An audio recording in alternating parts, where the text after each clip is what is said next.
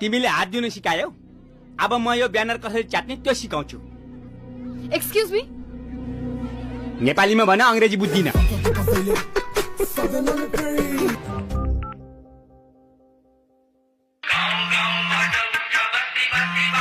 वार्ताको टेबलमा एकचोटि बस्दै नि त यो केटीलाई मेरो फोन नम्बर कसले दिएछ पछाडिको 6 वटा त मैले दिया हो अगाडिको 4 कसले दिएछ ओइ भोलि तिमीहरूको बिहान के गर्ने प्लान छ भन त पियानो उठ्ने मुखजुनी बम पड्काउने 4 बम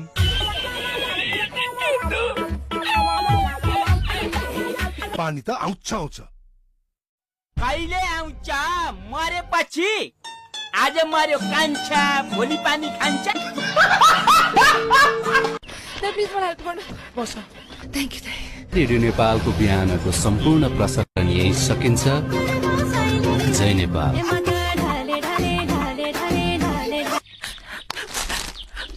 खाइबक्सोस् नजुर खाइबक्सेन भने मरिबक्सन्छ अब त चाउ चाउ खाऊ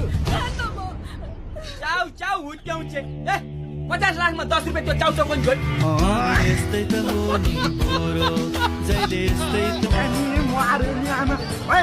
ठाउँको ठाउँ नथित न मैले मात्र कौडी खेलेर भयो मेरो बच्चाले चाहिँ खेल्नु पर्ने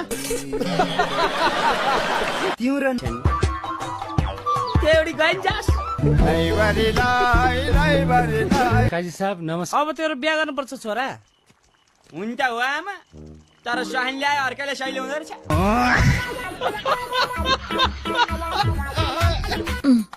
यसपालि पनि यसो चाहिँ फेरि अब यता चाहिँ पास हुन्छ हैन त